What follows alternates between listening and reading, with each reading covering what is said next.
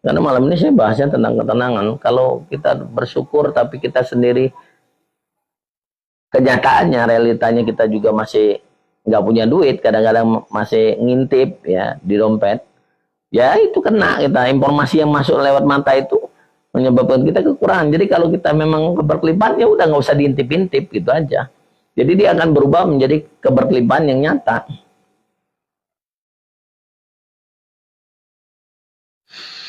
Jadi yang saya omongin ini kita ngeluruskan kesadaran di baliknya ya, karena di sini banyak orang terjebak.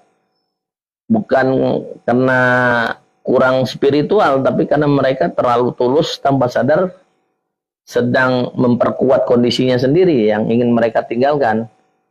Misalnya, cok, syukur ya pasif memperkuat kekurangan. Yaitu yang datang kekurangan. Apapun yang dirasakan sebagai nyata di dalam, itulah yang akan dipertahankan oleh pikiran bawah sadar. Oke, apa cincin? Jinaki boleh juga tuh cincinnya ya. Cincinnya ini zaman peninggalan batu. Ini contohnya gini lah ya. Ini si Robert nih, Robert Janis apa bawa ya. Misalnya kita pengen biar tenang lah hati ini, rasa tenangnya. Saya bersyukur dengan gaji saya sekarang. Bahasanya kan begitu, simpel ya. Namun di dalam dada ini ada napas yang tertahan ya. Tahan dikit aja ya. Ada rasa menahan keinginan. Ada suara kecil nih. Kecil lah, atau bisikan-bisikan. Sebenarnya saya ingin lebih. Nah itu yang ditarik bukan rasa bersyukur. Ya. Kita bersyukur dengan gaji yang sekarang. Tapi di hati kecil kita, sebenarnya aku pengen lebih. Nah itu jadi kebaikan. Konsep bahwa cukup adalah batas strategi yang bisa diterima. Nah, cukup aja udah. Dan ketika rasa syukur digunakan untuk berdamai dengan kekurangan, maka kekurangan itu justru dikukuhkan ya oleh alam semesta sebagai identitas. Jadi di label, oh kamu itu lagi kekurangan. Jadi udah dikasih kekurangan terus. Jadi ya udah, kalau bersyukur ya harus ya kayak kita apa ya, berdoa ya.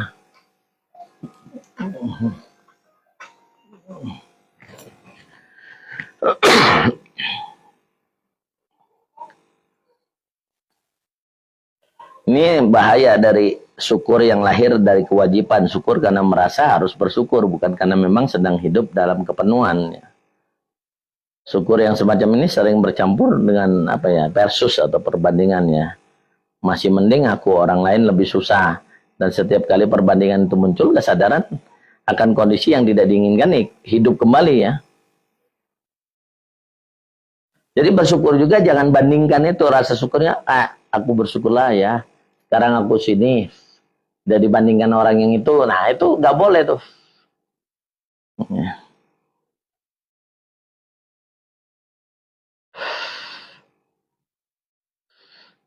Jadi rasa tenang tuh akan menciptakan apa ya, rasa bahagia ya. Jadi berbahagialah sekarang seolah-olah uang itu sudah menjadi bagian hidup Anda.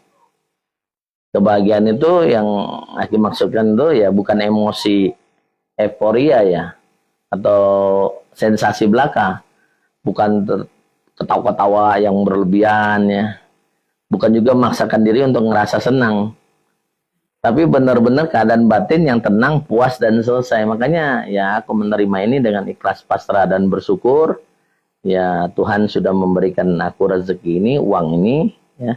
Esok hari aku akan mendapatkan ini lebih banyak, atau saat kalian mendapatkan 100.000 lah ya, doanya apa?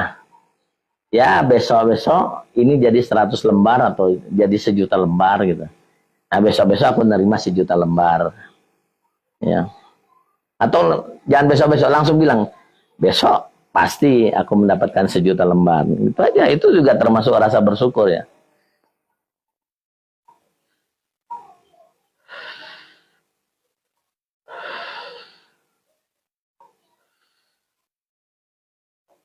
Jadi rasa tenang tuh apa ya? Hidup terasa lebih ringan, merasa aku sekarang sudah aman, semua masalah sudah selesai, dan katakan aku tidak mengejar apapun. Nah, justru disitulah letak kekuatannya.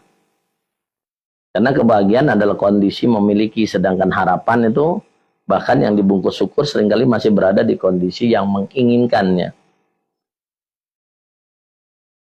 Jadi kalau kita ngerasa bahagia, tubuh kita tuh gak tegang lagi, udah mulai ngendur, napas juga sudah mulai melambat. Kuncinya di napas. Jadi kalau napas itu sudah mulai melambat, ya situ sudah masuk ke dalam ketenangan. Jadi nggak nyari lagi tentang pencapaian atau segala macamnya.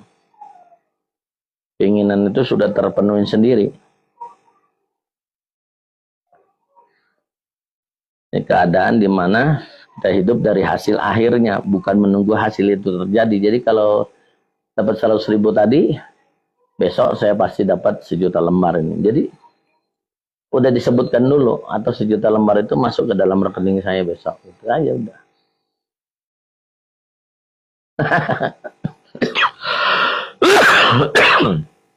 Agak kesel saya baca punya Pak Ardan ini. Kalau dompet nggak dilihat, bagaimana kita tahu ada isinya? Kalau gini, kalau keberkelimpahan itu nggak usah diintip-intip, Pak. Kita kan udah tahu nih isi dompet kita, karena rahasia itu kan cuman kita yang tahu. Ya udah, biarin aja. Dan saya selalu bilang apa? Usahakan dompet itu jangan dilepet dan jangan ditaruh di pantat, itu aja. Karena energinya akan melemah. Jadi usahakan cari dompet yang uangnya harus lurus ya.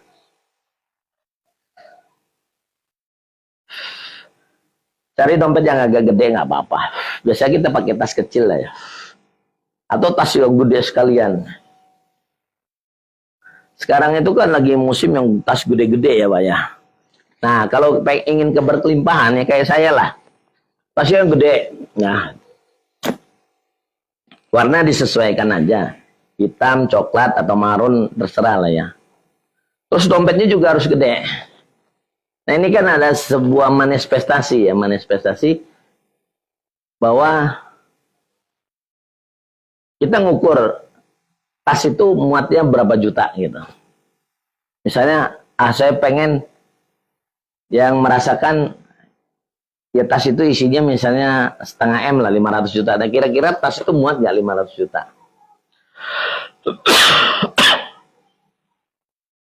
Jadi kalau dompet itu kan kita udah mengukur apa ya, amplitudonya ya Pak ya. Kalau dompet itu paling kencang 1 juta udah penuh, dan itu kan biasanya kalau dilipat nggak bisa. Usahakan dompet yang nggak bisa dilipat. Jadi kalau 1 juta aja udah nggak bisa dilipat, ya berarti uang itu ingin juga kebebasan Pak. Jadi benar-benar dia harus lempeng. Mungkin di situ ya. Jadi ada manifestasi. Jadi sebelum kita afirmasi, kita juga manifestasi dulu. Kita cari tas yang gede-gede.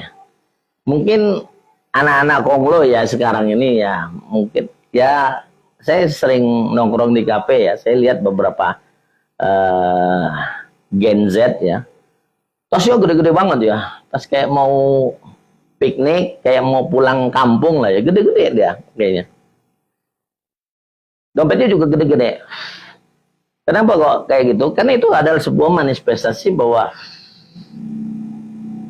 uangnya harus buat banyak. Jadi kalau kita kemarin membahas sedikit nyerempet tentang uang bibit atau bibit uang, ya. Daripada kita mikirin bibit uang, mending uang 1 koper kan? Itu logikanya gitu aja, logika mistis dan logika realistisnya. Logika mistisnya, uang bibit sepasang ya. Laki perempuan. Terima kasih love-nya Mas Harley William. Selamat bergabung malam ini. Terima kasih juga jadi penonton setia saya. Nanti buat teman-teman yang ketinggalan bisa lihat di channel YouTube saya ya, Kisah Miyaji. Mungkin ini simpel pelajarannya. Tapi ini inti dari semua yang orang pelajari. Ya. Baik belajar meditasi, yogi, reiki, ataupun law of attraction, manifestasi, vibrasi. Wah ini cuma satu, ketenangan dan kedamaian. Kalau kita sudah merasakan ketenangan, kita akan merasakan satu kedamaian. Dan kalau kita merasakan kedamaian, sudah pasti ya, kita merasakan kebahagiaan. Karena kita cita-citanya ingin bahagia, kebahagiaan itu akan hilang. Tapi kalau ketenangan nggak akan hilang. Karena itulah kedaulatan diri sendiri. Makanya kita harus berdaulat kepada diri sendiri. Kuncinya ya ketenangan. Kalaupun memang kita sudah tahu dompet kita nggak ada isi, ya udah nggak usah diintip. Kalau memang kita sudah pernah melihat saldo kita juga sekian, ya udah nggak usah dicek-cek lagi. Cuman kita berusaha mencari sumber-sumber tambahan. Ya, sumber-sumber tambahan itu ya banyak caranya, baik kita punya skill, ya, atau memang kita mengedukasi orang lain, kita bisa mencari uang di sosial media, baik itu dari Facebook ataupun YouTube ataupun TikTok, atau memang berkolaborasi dengan orang lain untuk apa ya, investasi, ya, main saham, main kripto, ya banyak macamnya. Kita udah tahu nih sumber kita segini, kita ngerasa bersyukur di situ. Ya udah, yang saya bilang tadi, ya saya bersyukur gaji saya sekian dibandingkan orang lain. Nah, saat membandingkan itu ya nggak boleh, karena vibrasinya sudah kekurangan. Ya. Jadi ya udah bersyukur aja di situ, karena memang udah tahu angkanya segitu. Nah, cuman kita harus tadi apa? Kita berdaulat atas diri kita sendiri. Kalau kita mau maju, kita mencapai keberkelimpahan, ya kita harus cari tambahan untuk mencapai itu. Jadi bukan diam tenang itu yang tidak ada kegiatannya, tidak aktif. Diam yang aktif. Ya, untuk mencapai ketenangan ya kita juga harus bergerak. Acok, tapi dalam alam bawah sadar sudah terbentuk dari kita kecil kan, Gi. Bagaimana cara meriset agar alam bawah sadar kita menuju keberkelimpahan? Ya rilis dulu, tinggalkan dulu masa lalunya. Karena kamu nggak hidup di masa lalu. Acok nggak bisa mengontrol masa lalu. Ingat tadi saya bilang, kita nggak bisa mengontrol masa lalu, kita nggak bisa mengontrol masa depan, jadi kita bisa mengontrol ya diri kita yang sekarang. Jadi mengupgrade-nya tuh sekarang ini, upgrade ya. Mulai saat ini, nah bisa dengan begini yang saya kasihkan. Mulai saat ini, mulai detik ini, ya. Saya sudah selesai dengan masa lalu saya sudah berdamai dengan diri saya. Mulai saat ini, mulai detik ini dan seterusnya, saya hidup dalam keberkelimpahan. Amin. Udah, gitu aja bisa. Cukup begitu kok caranya. Merilis sumbatan kan kemarin saya udah ajarkan juga ya. Dengan Asmaul Husna ya. Mungkin saya akan ulangi sedikit di sini. Jangankan yang merilis yang sumbatan-sumbatan trauma masa lalu ya. Yang paling halus pun bisa terilis. Bahkan sumbatan-sumbatan di dalam darah pun bisa terilis ya. Jadi kalian teman-teman juga boleh semuanya ya.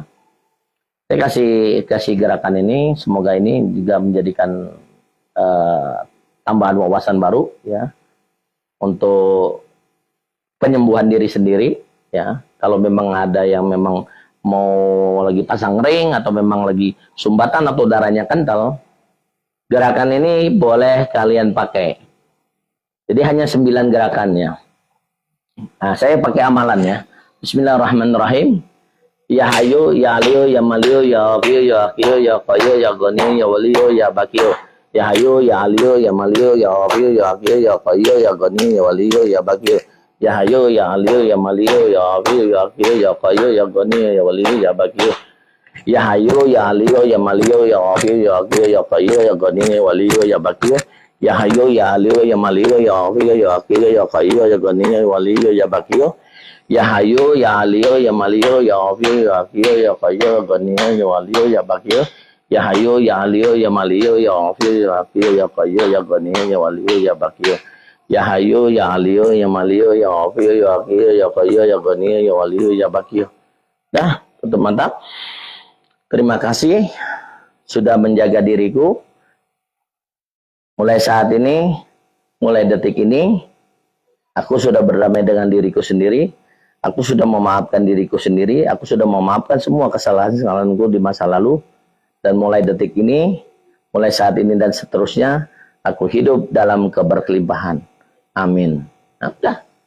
Insya Allah ini kalau dijalankan setiap hari itu sudah merilis ya semuanya, baik itu sumbatan di dalam darah. Nggak sampai 5 menit, kalian menjalankan ini, kalian akan hidup sehat.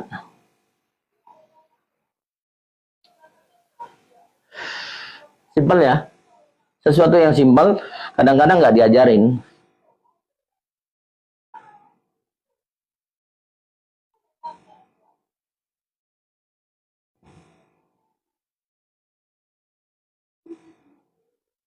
Jadi kita masuk ke dalam praktik kesadarannya. Cara nyata untuk berpindah dari rasa syukur yang pasif menuju ke kondisi bahagia yang aktif ya. Bukan memaksakan emosi, bukan juga dengan berpura-pura bahagia. Pura-pura tenang, tapi pikiran kacau, loncat sana, loncat sini kayak monyet loncat-loncat ya. Melainkan dengan menggeser perasaan inti yang dikirim ke pikiran bawah sadar. Mengganti terima kasih dengan rasa lega, ya lego ya. Dan bahagia. Itu aja. Jadi kita mengirimkan satu sinyal yang sangat spesifik ya, rasa lega. Nanti perhatiin perasaan halusnya ya. Saat kalian mengucapkan terima kasih karena berharap sesuatu akan berubah, biasanya masih ada ketegangan di dalam tubuh. Masih ada napas pendek yang ganjel, kadang-kadang nyesek sini ya. Masih ada suara batin yang nanya-nanya, benar nggak ya ajaran si Aki ini? Aki Sami Haji ini. Namun kalau memang kalian sudah ngerasa lega ya, bahagia, tidak ada lagi pertanyaan, tidak ada lagi dorongan untuk apa ya, repetisi mengulang afirmasi, tidak ada lagi kebutuhan untuk mencari tanda-tanda alam atau getaran-getaran ya. Rasa lega itu muncul ketika satu hal terjadi dalam diri ini ya. Kalian pasti tahu masalahnya sudah selesai. Jika setelah membuat apa ya visualisasi atau imajinasi itu sudah lega, maka benih manifestasi itu sudah tertanam. Jadi bukan ketika ngerasa bersemangat atau ngerasa optimis, ya. Terus kalau lega tuh, oh ya udah beres gitu. Cuman itu aja. Jadi kalau gerakan itu ya rasain, oh ya udah beres, sudah saya rilis itu. Rasa lega itu yang paling penting. Ya. Kadang-kadang kita melihat saudara atau teman ya susah segala macamnya, kita nggak bisa merubah mereka, nggak bisa. Yang bisa merubah mereka adalah diri mereka sendiri. Nah, ajarkan teknik ini, ajarkan gerakan tadi. Yang paling penting adalah bukan rasa syukur ya, tapi ngerasa lega di sini. Nah, saya kalau gini ya, karena saya pengen sesuatu ya, ini pengalaman pribadi saya. Saya pengen sesuatu itu saya punya gitu. Tapi kalau di sini nggak tak gitu ya, saya yakin itu nggak, ya bahkan percaya itu nggak akan kebeli gitu. Tapi kalau saya nggak punya ya, misalnya nggak punya uang, tapi saya ingin mobil ini gitu ya. Di sini tuh tak kerasa banget. Oh itu pasti kebeli, dan memang kebeli. Jadi di sini kuncinya. Nah makanya untuk merilis itu ya, apa gerakan-gerakan tadi, cobalah tiap hari. Makanya saya bilang, ketenangan itu dibangun setiap hari, kesadaran itu dibangun setiap hari.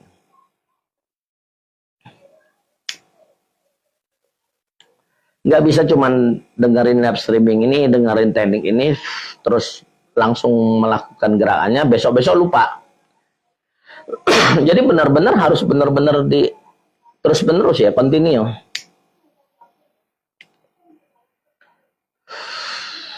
Atau dengan itu tadi kan amalan harus asmaul husna ya. Kalian bisa gunakan dengan law of attraction juga afirmasinya ya. Atau gini, uang datang kepadaku dengan mudah, lancar, rutin, pasti dan aman, dan aku mampu menikmatinya. Uang berbondong-bondong datang kepadaku dari segala arah, dari sumber-sumber yang berbeda, dari sumber-sumber yang tidak aku duga-duga, ya, datang kepadaku dengan mudah, lancar, rutin, pasti dan aman, ya. Semua uang berkumpul dari segala arah, ya. Uang yang aku belanjakan sebenarnya memanggil teman-temannya untuk datang kembali kepadaku. Dan semua uang itu datang kepadaku, bermohon kepadaku untuk menjadi hambaku. Nah, langsung tekankan, mulai saat ini, mulai detik ini, ya, Aku dengan senang hati menerima uang sebagai hambaku dan aku adalah tuannya. Nah, itu aja. Itu sangat luar biasa. Intinya di sini nanti penutupan closingnya. Kalau kita tuh ada setiap ada mukodimanya harus ada closingnya. Kita mukodimanya di sini karena ini merangsang semua apa ya elektromagnetik ya, getaran-getaran listrik apa ya yang di dalam ini ya, listrik statis. Nah saat itu kita langsung closingnya di sini ya, closingnya sini. Ntar si Robert nih